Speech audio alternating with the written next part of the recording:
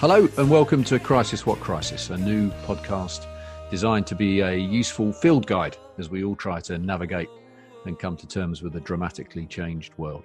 Whether it's personal, professional, or both, crisis is without doubt the new shared experience.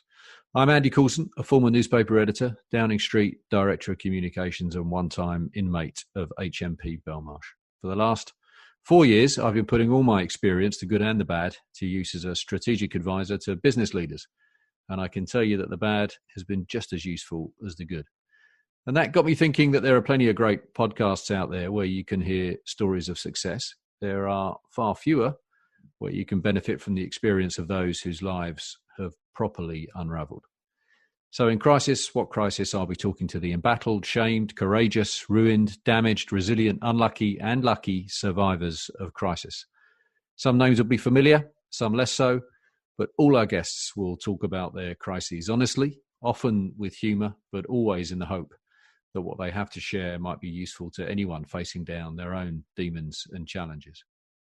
Put simply, these are crisis stories worth sharing. If you agree and enjoy what you hear, please do give us a rating and review. That way, even more people will hear them, and that, in the end, is what it's all about.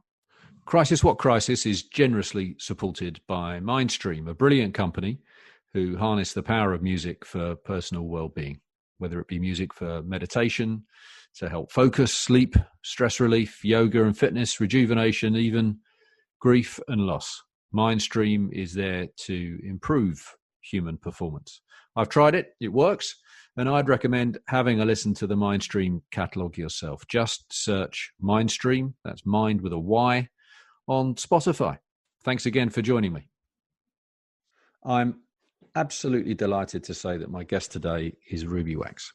To try and summarise Ruby's astonishing CV is an impossible challenge, so rich and varied are her accomplishments, but I'm going to give it a go. The daughter of a Jewish couple who fled Austria and the Nazis in 1939, Ruby had what one might describe with understatement as a difficult childhood, growing up in Illinois. She studied psychology at the University of California, but dropped out and instead headed to Glasgow and drama school. In 1978, she joined the Royal Shakespeare Company, where her comic genius was spotted and nurtured by her friend, the great Alan Rickman. Roles on TV followed, including the sitcom Girls on Top, and later, of course, Ruby became Britain's best interviewer. Her encounters with the likes of Imelda Marcos, Donald Trump and Madonna, O.J. Simpson and the Duchess of York still are a masterclass, I think, in how to encourage a celebrity to reveal their true selves. She led the way where others, like Louis Theroux, frankly, have followed. But Ruby's journey was punctuated by crisis, much of it caused by a long-running battle with mental illness, which manifested itself with depressions that Ruby describes with these words: an empty space. Whoever you were, whoever lived in your skin has left the building, vanished. After a severe breakdown and a spell of treatment at the Priory Clinic, Ruby came to understand that a life in showbiz was making her problems even more acute. She took two decisions: to come off our TVs and to throw herself into mental health campaigning. First, as a student, she gained a master's in mindfulness-based cognitive therapy from Oxford, and then as an academic, counsellor and author. She was awarded an OBE for services to mental health in 2015. Ruby's books, including How Do You Want Me?, Same New World, and How to Be Human, are manuals, really, for anyone wanting to understand who we are and why on earth we do the things we do. Her latest book, And Now for the Good News, To the Future with Love, delivers some much-needed positivity at a time of national, global crisis. It digs out the good stuff that's going on around us, even now in business, education, food, technology, and elsewhere. If you need an injection of optimism, go and get yourself a copy. Ruby, thanks so much for joining me. How are you today? Well, now I've heard about this person. I'm pretty perky. I never listened. Yeah. I think I'm right in saying that you often start your day by joining, I assume at the moment virtually, a group of people facing varying degrees of challenge in their life for a coffee and a chat. This is your Frazzled Cafe concept, right? It's in the evening every night at 5:30. Oh, okay. And it got me through COVID because it was a community about 50 to 100, and we spoke from the heart. That's the rules. We don't talk about the news, and people want to feel heard. And by the way, we got rid of the kind of them and us concept. So all colors, all ages, everybody would go, oh yeah, I feel like that too. And we totally focused on each other, which in real life, you're distracted. Everybody's distracted. Now, your piece of media is in front of you. You can't do it in a way. You can't pick up the phone because we can see you. Yeah. And it got me through, and I still do it 3 times a week. And I feel like we're a little tribe. Amazing. People really want to talk. They want to talk straight. They don't want to do this kind of endless air talk anymore. Yeah. Because you do that so frequently, you obviously have a finger on the pulse of the nation to a degree. The Ruby Index is something that our Prime Minister should perhaps pay a bit more he should listen attention to. How frazzled does the UK feel to you right now? I think they're traumatized. It isn't always expressed. Some are kind of funny. Some feel guilty because they don't feel anything. Others have kids in their house. Well, now they're probably out of the house. Some haven't left the house for months. Some are really ill. Your heart bleeds for them. There is no answer. This isn't therapy, but I know from my book, it's community is the answer. When we get out of here, we won't survive on our own. It's going to be, humans were born to mingle. So I've already seen it in some town halls where now they use those town halls instead of organizing the next tombola or the fair where they bring their fancy goats. They are now organizing cleanups. They pick up the rubbish. They knock on the doors of people who maybe can't get out of the house. And there's a feeling of, it's compassion, and that's quite good for your health. Yeah. So and your senses from those conversations that there's a sort of permanence about it. You think that's a real change, and it could be a lasting change. Well, there's a girl, some of these people say, oh, I've never spoken before because I don't really feel like I exist. And then everybody is looking at them or doing the clap thing, and they're not looking up. They're looking, and she says, oh, now I feel like I exist and that I matter. So there was a girl who's really shy yesterday said, because I practice listening on this, I went out and met somebody face to face. And because I use this for practice wheels, I really connected with them. You don't have to, when I was with people in the real world, I didn't connect sometimes as much as I do on Zoom. Yeah. So your book, and now for the good news, which I really enjoyed. Thanks. Suggests that the end, that perhaps some people are feeling is accelerated by COVID. You clearly don't. That the end is not quite so nigh. You are optimistic about the future, aren't you? Look, I'm not a politician. I don't know what's going to happen. And nobody does, to be honest. We're not soothsayers who read pig entrails anymore. And if they say they know, they don't know. And so the point is, I'm not saying, oh, let's show somebody, who found a $5 in a sausage roll. That's not happy for them. But I went around the globe and saw with my own eyes where they really do community, where they really are changing how business is done, and where they where education is now reinvented. Okay, it's not all over, but just to know those spots are growing gives me a little bit of hope. And I think if people understood this is really happening, they might not grow. Who knows if the world ends, but I know they're there.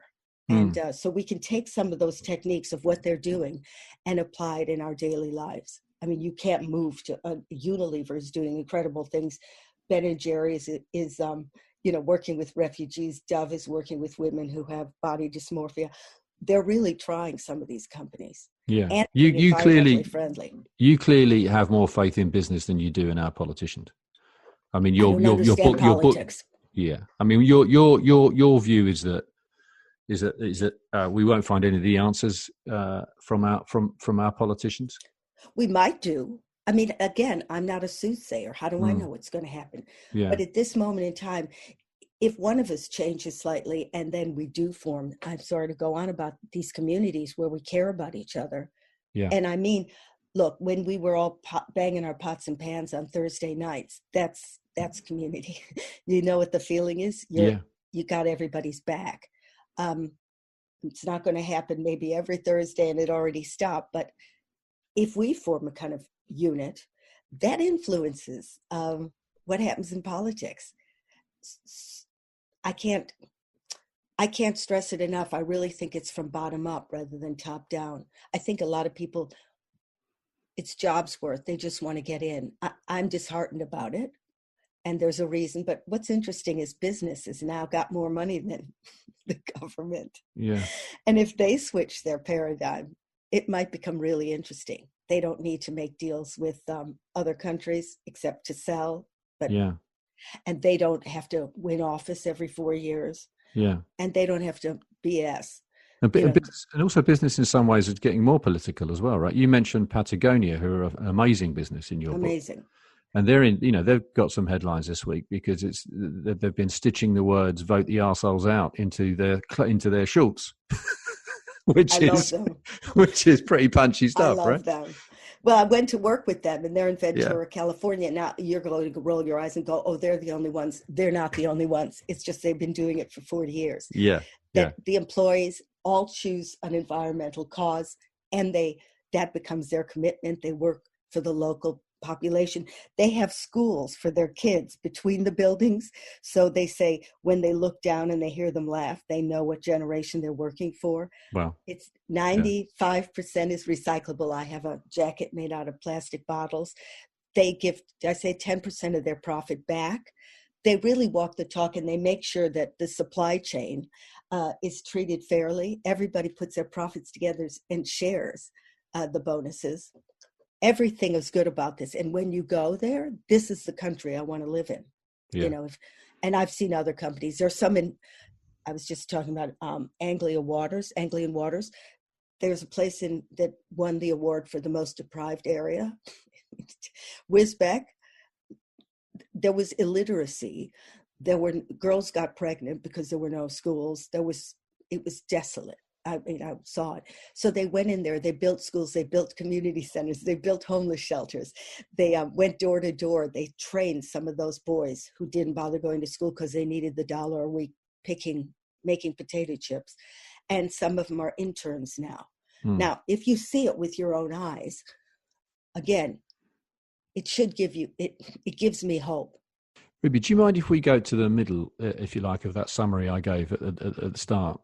This podcast, as you know, is focused on crisis, but I've noticed that that's not a word you use very much. Did it feel like a crisis when when the direction of your life changed so dramatically, or is that the wrong word? Well, things like crisis, breakdown, they're kind of empty to me. I mean, I have a curious nature, and I have a nature that reinvents itself. I think I happen to have depression, like you might have diabetes, but I don't ask you about it. Yeah. I am on antidepressants. I happen to have depression. It doesn't make my life. People say, do comedians have depression? I go, it's 1 in 4 people have something wrong. There are not that many funny people. Yeah. But I think to say depression holds you back. I think I would have done this. I would have been more interested in science when I was younger, but I was so traumatized I couldn't think clearly. But that was the initial direction you took, right? I mean, you psychology. Yeah. Yeah. But then I came to the UK. I wouldn't say depression held me back. I had it once every 3 to 5 years. As you get older, it accelerates. But sorry. A lot of my decisions in my life weren't because I had a breakdown. They were because I had a terrible home life. And I wanted to prove that I could, that I wasn't a loser, which I was dubbed a loser. Yeah. I know to sort of understand that time, you've got to go back to when I say the time, as I say, the decision to change your life, you've got to go back to the beginning and your upbringing, as you mentioned. You use humor brilliantly. But the facts of that story, of your upbringing, are harrowing. And I hesitate here because I think it's almost a sort of height of rudeness to criticize someone's parents. But they were difficult people, to put it mildly, and at times deeply corrosive in terms of you and your state of mind as a child, and consequently as an adult. Do you, that sort of ownership piece, you took full ownership of that? You do take full ownership of that. How important do you think that is? Because this podcast is about sort of practical lessons, if you like, or practical advice for people going through crisis. How important is that ownership piece from your perspective? We don't know if it's nature or nurture that defines who we become. So if I had a brother and sister, chances are 4 of them might not have depression. So I can't tell. I think I had the gene for depression, and then I won the lottery as far as parents who were dysfunctional. Yeah. But they were so dysfunctional that when I was in the RSC, Alan Rickman said, write it down. And it was so horrific that it was funny. And then when I wrote my first book, How Do You Want Me? Carrie Fisher was my editor, and she said, God, your family's almost as bad as mine. And you can't get a better review. And their lines were so nuts that, I didn't even have to edit them. Of course, it annihilated me as a kid, but because I had one skill, which was to flip it into comedy, it saved me. Because I think if people know that and they keep it in, you haven't got a chance. But I could turn it into entertainment, and it made people laugh. I mean, those are still my mother saying, crawling behind me on a carpet, a shag pile with sponges in her hand, going, she made me take showers out of my building because she didn't want me to bring in anything. We had 3 showers. So she's crawling behind me. This was filmed. And she said, civilized people don't bring sand in a building. Some lines you just go, whoa, Where'd you get that? It's endless. And I think it made my comedy career in the beginning. But that's the funny bit. The sad bit is maybe I would be like this anyway, but I was deeply affected by that kind of abuse. Not by cleaning the sand. That was the fun part. Yeah. You were in a brilliant episode of Who Do You Think You Are? Oh, yeah. And in it, you discovered for the first time, I think, obviously the full horror of what your parents had been through, in leaving Austria, but also that other relatives of yours or ancestors of yours also suffered from mental illness. So where did that leave you in terms of that kind of nature nurture argument? Isn't that remarkable that I'm obsessed with mental health? And then, I'm telling you, 1 year of doing genealogy is worth 50 years of therapy, because I can see some traits that were passed on. And if you go way back, it happened that, first of all, the guy said how my father got out of Vienna, which was, he got on a plane with no money. Then he gets on a boat as a stowaway, and he doesn't get caught to go to America. And my mother was a beauty. I mean, seriously beautiful. And she had I didn't know, she had a degree in economics and spoke 6 languages and studied classics and had a job. And suddenly she gets pulled out. And I saw the synagogue they married in. It was bombed the night of Kristallnacht, so they had to flee. Well, you see the reality. And then going way back, because my mother never mentioned I had any relatives. And they'd completely erased their past with nothing. You, right? They said, everybody's fine. It was never discussed. Well, my dad told me he was an aerobics teacher at some point, and he was in jail. So I go to an archive, and they hold up a picture, and they say, who do you think, this is your great-great aunt Olga, what do you think she did? And I said, was she an actress? And they said, no, she was insane. So I said, well, was she an actress part of the time? I said, no, she was in an insane asylum. That's what they call it, for 30 years. Then they held up another photo, and they said, this is your great-great-great-great aunt Berta. What do you think she did? And I said, was she an actress? And they said, no, she was insane too. So they take me to the asylum. Well, and I heard what the Nazis did to people in an insane asylum. Yeah.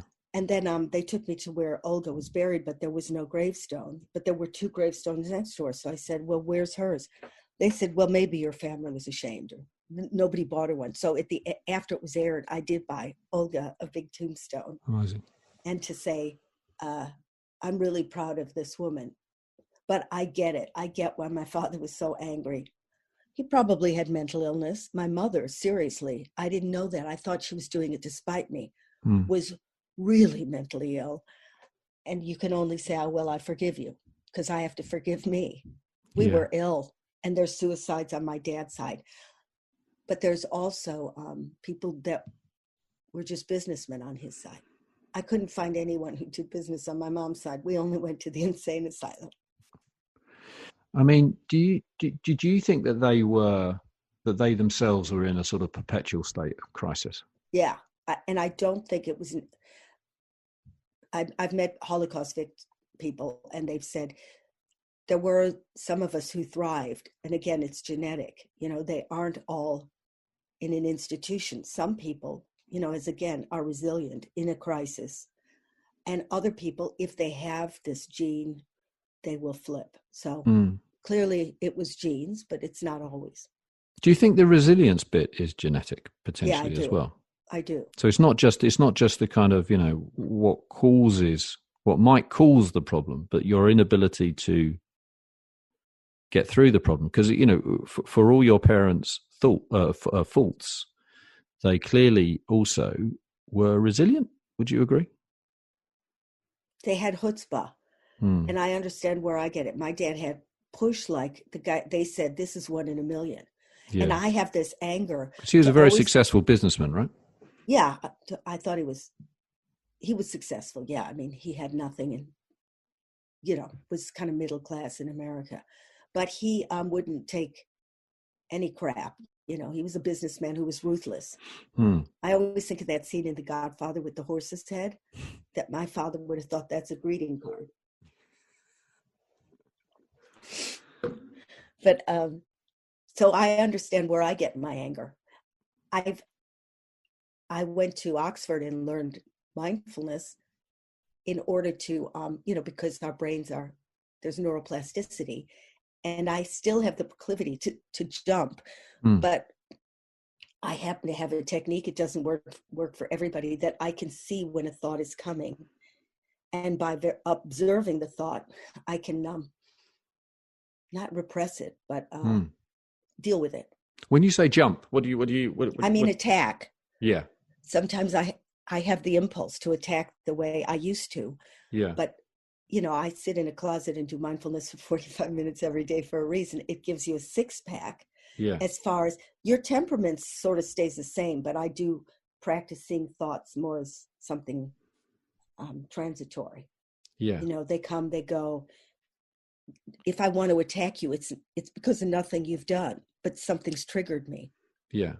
And that's taking responsibility. I don't have to attack you. Something came up in me. Listen, I practice this a lot.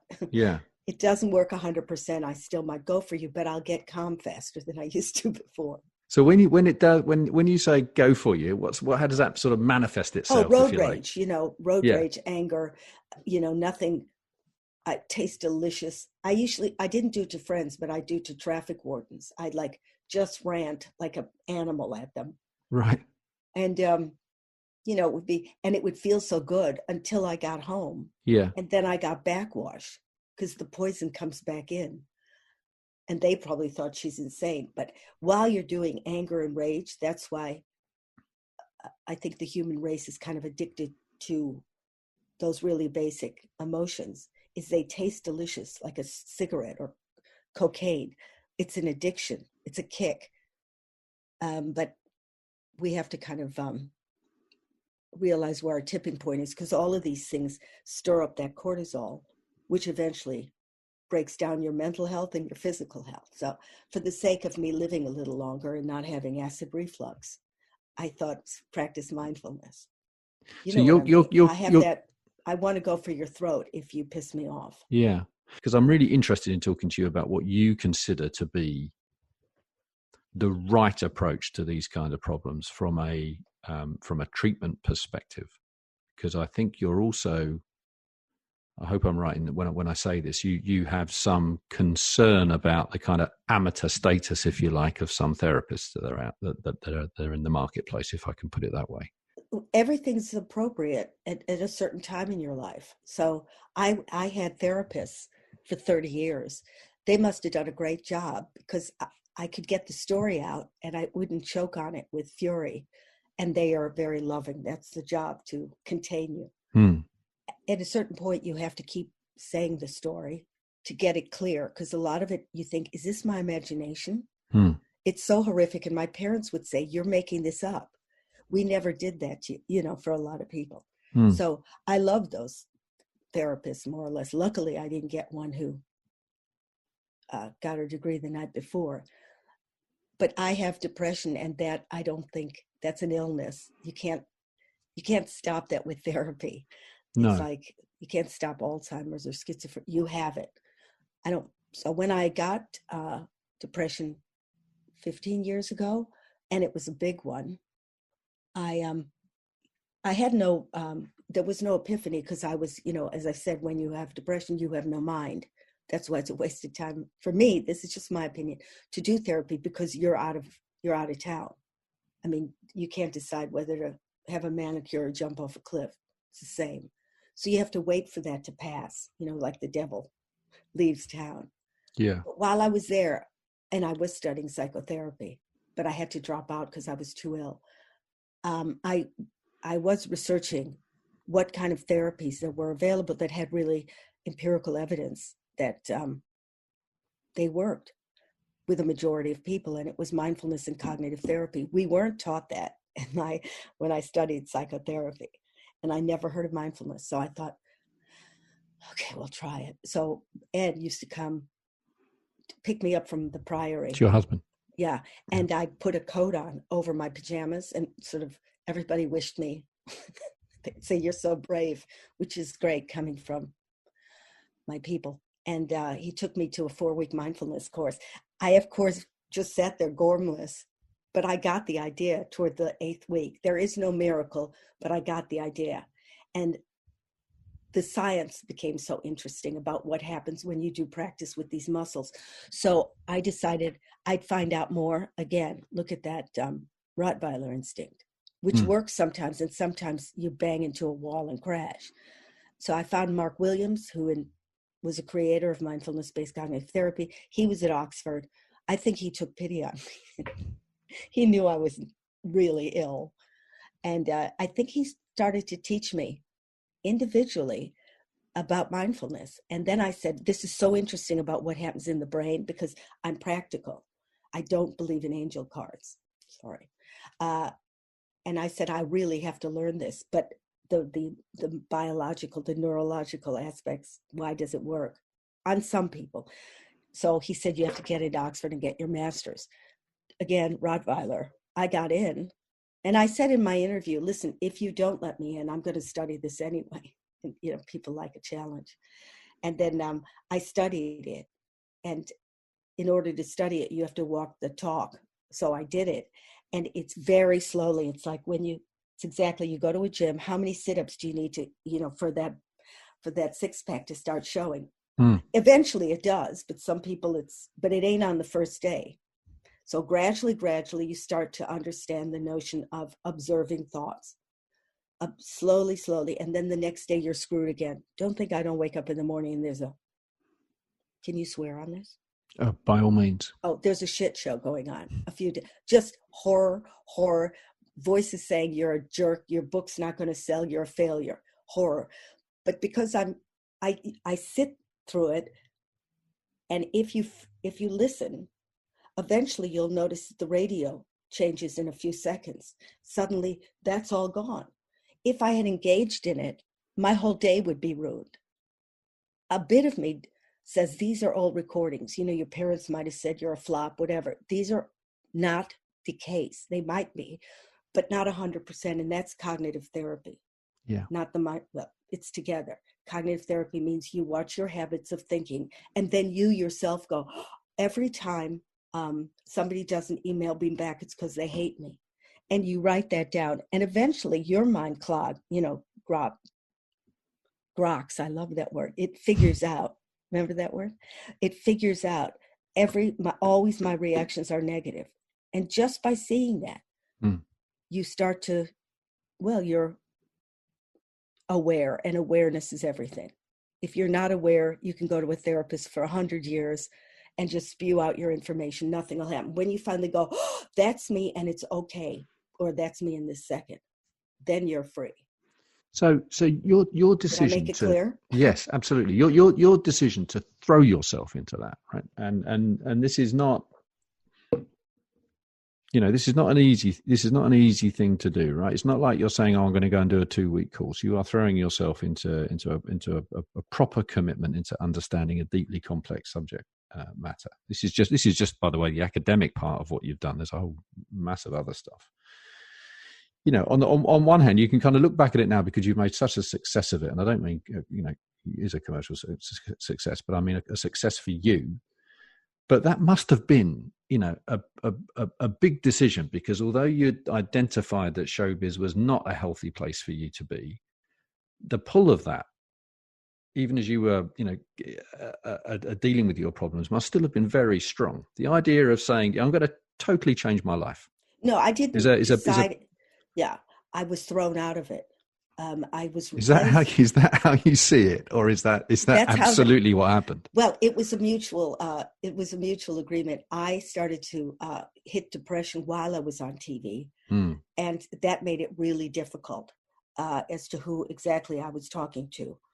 Not so much for my interview one-to-ones, because I adored those, but I started to do a daily show, and then I did some horror shows that are just a sellout, some game show. And I couldn't think of any funny lines, which meant my brain was shutting down.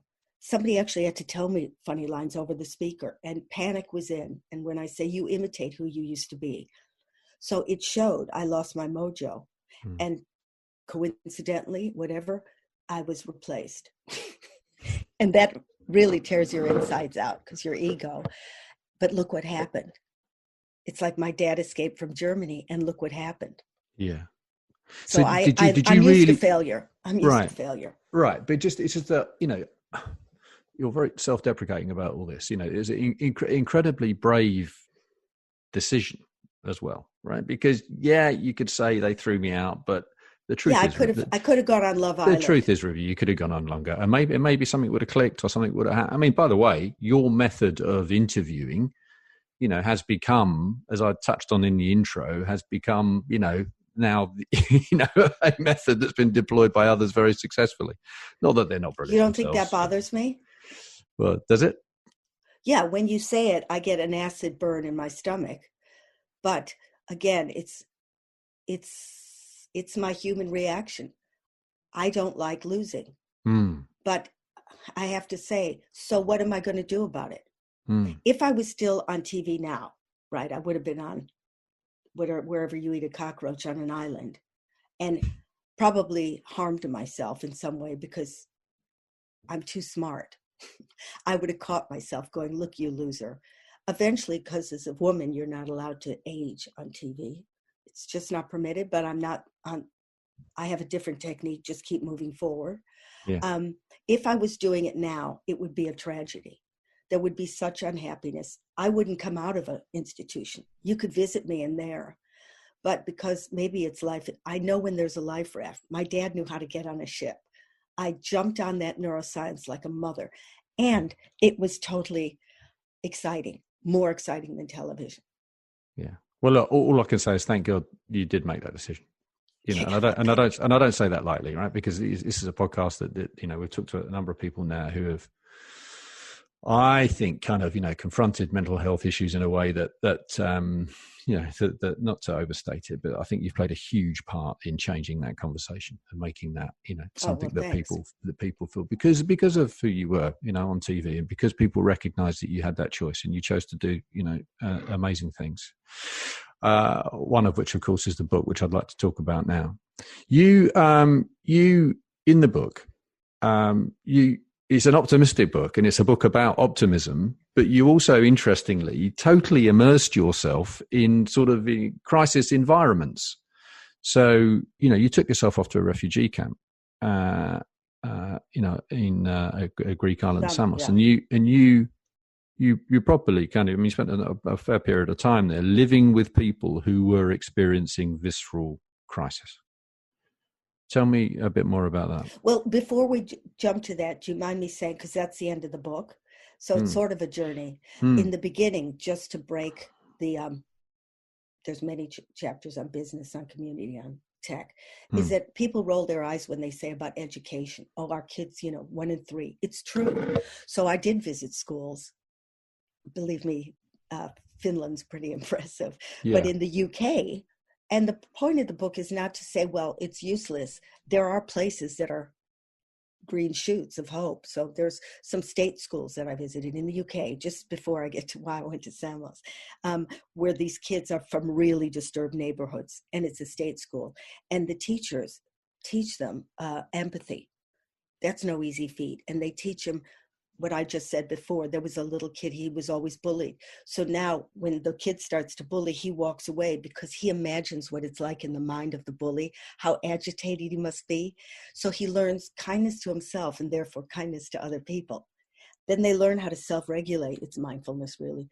And then at the end, I do World Savers, where I found some movements that I think are so impressive, because they're not done through big organizations. You don't have to go on TV and dance.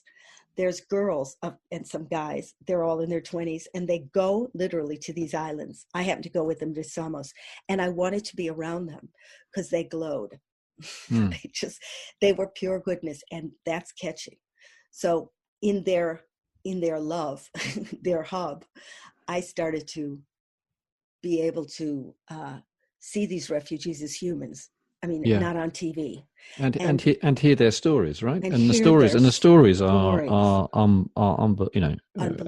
unbelievable. So, a 20-year-old, just to give the listening some context. You're with, as two examples, Princess, who's I think a 20-year-old Congolese girl who whose child was killed in front of her. There's an Afghan lady that you've met whose 8-year-old son was taken away from her and tortured, brought back to her, but who is still waking every night screaming.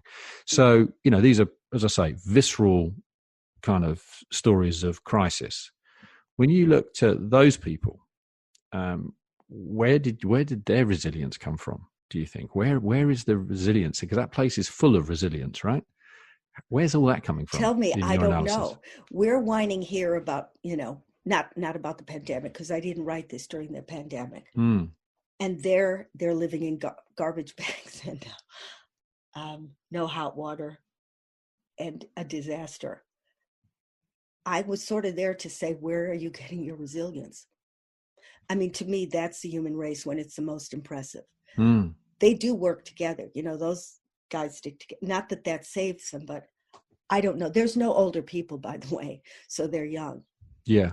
I think they don't make it in these camps. But part of the reason I go visit them or went with other charities is if you want to see humans at their best and feel better about it, go take a look and work for a charity.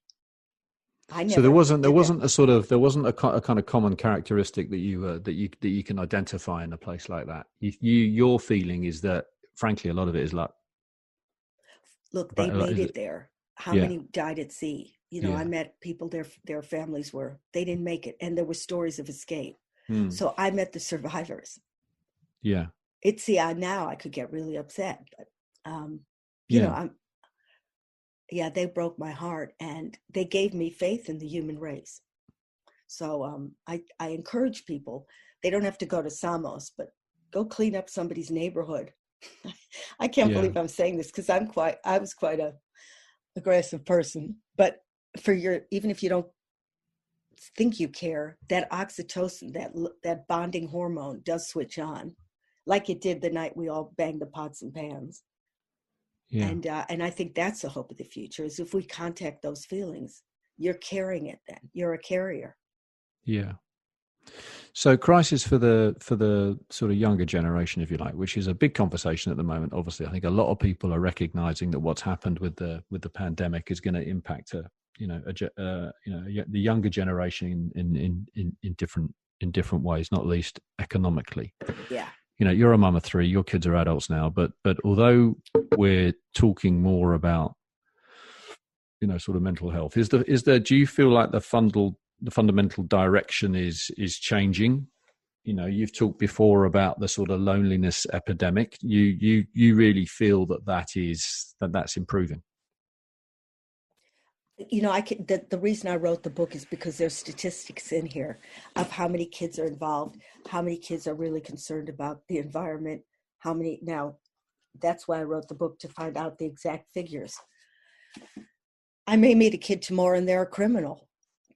Again, I researched it, and I've chosen to see younger people who are creating, their own startups or doing really wonderful things, knocking on people's doors and helping the elderly. I don't know if that's going to mass produce. I don't know. But so far, since my generation, this generation is doing something. Yeah, because the alternative narrative, of course, is that because you've painted a positive picture of technology, which is all entirely valid. But of course, the big picture narrative on technology is that it's ultimately divisive.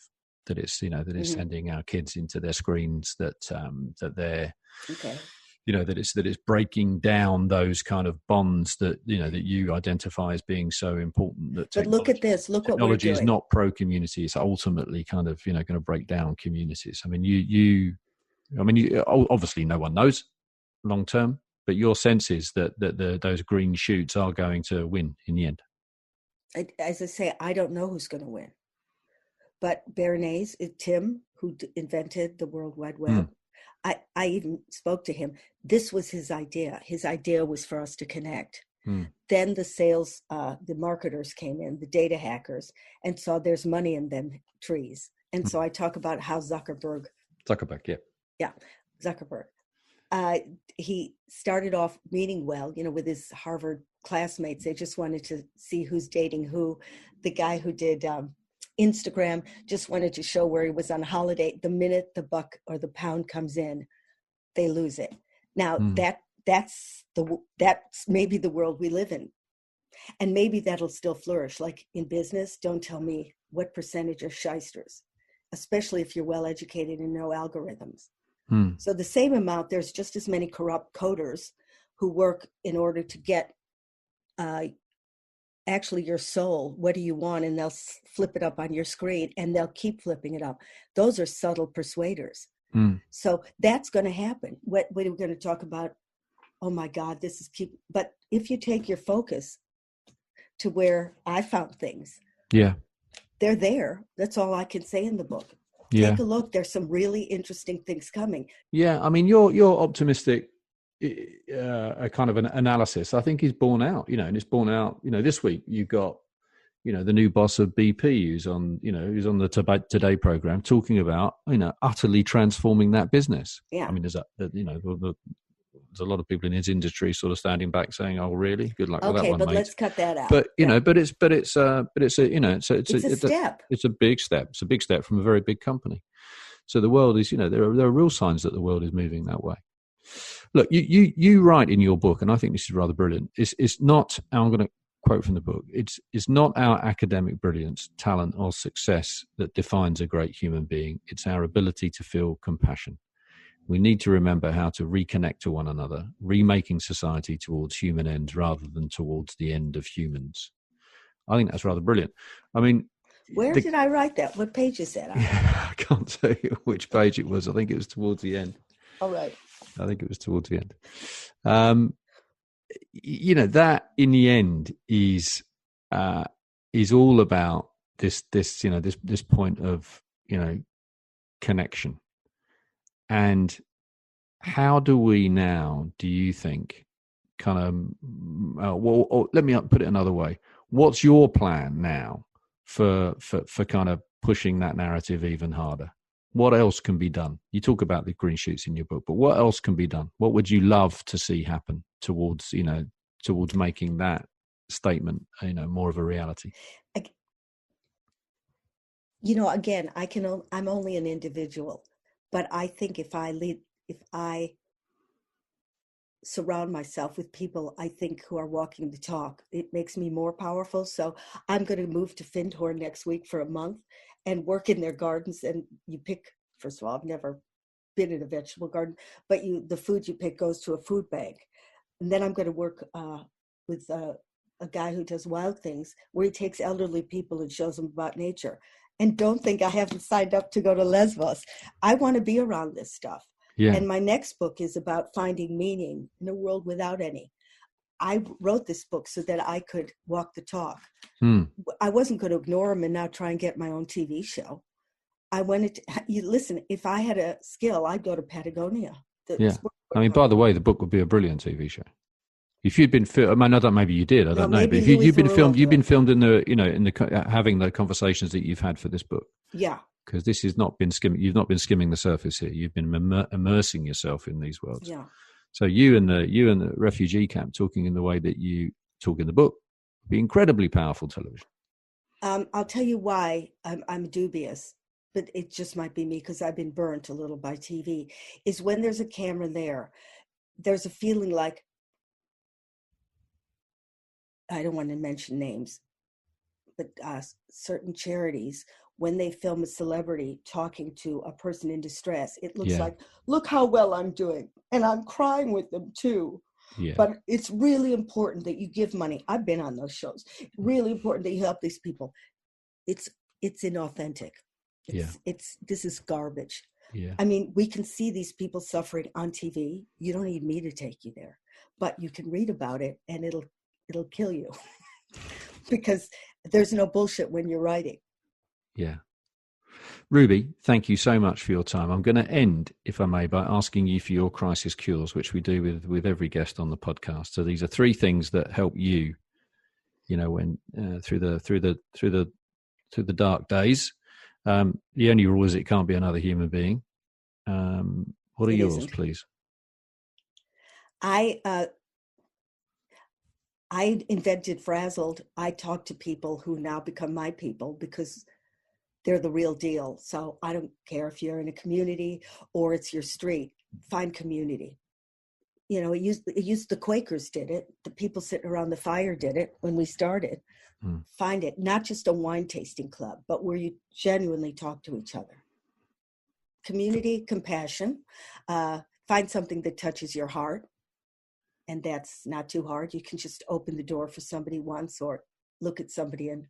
But can you give me something more specific for you in terms of the compassion? What do I do?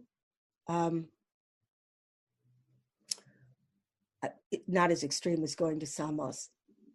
Well, and when I'm in a queue sometimes, I'll find somebody in a really bad mood and I'll start talking to them, or somebody who's giving me grief.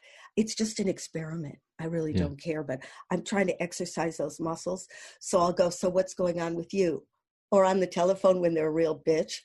I sometimes just practice turning them around. And sometimes the people you think are jerks end up like your best friends. What's the rate of success out of interest? Pretty high. Yeah. Pretty high. I mean, I did this kindness offensive thing where it's another World Saver, where we gave things free to people on the street. It was like a 60s rebellion thing. And you'd see people go off, get out of here. And so if you held your ground because you felt like I got to attack back and went, I'm telling you, these flowers are free. And they couldn't believe it. They go, oh no, it couldn't be. What do you want? How much money? So you felt their anger. And eventually some of them understood I'm giving them something and then not charging. Well, their faces became childlike. I got off on that.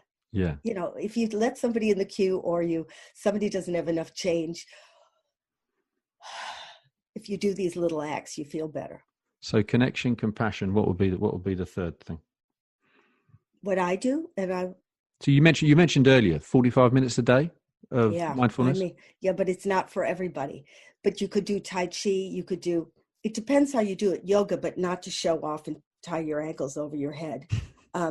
If you really go in your body, martial arts does it too, and practice that, those critical thoughts actually cool down a little bit, but it's not going to happen after 24 hours. Anytime you get into your body, your brain can't gabble and feel something physically at the same time. So they're training athletes this way, to sit, feel what arm they need. But let's say if they're playing tennis, sense the muscles. And then when they go on the court, they're not thinking about their wife wants a divorce, or they forgot where they parked their car. They're just present. They're not smacking tennis balls into the line judges. Yeah, but it's the same thing. Tai Chi, Pilates, yoga, physical, but not something mindless. You have to notice what's going on in your body. If you do it mindlessly, you might as well be, if you're playing piano and smoking a cigarette and on the telephone, you're not going to learn piano. Yeah. Ruby, amazing. Thank you for giving some time for the podcast, but also thank you for everything that you're doing. Thank you. As I said earlier, I think its value is enormous. Thanks for talking. Okay. Thank you. I appreciate it. Thanks for listening to Crisis What Crisis. Do feel free to send us your feedback. You'll find our contact details and our show notes giving you the key insights from our guests at crisiswhatcrisis.com. There are more useful conversations on the way, so please do subscribe. And if you like what you hear, give us a rating and a review. It really helps. Thanks again.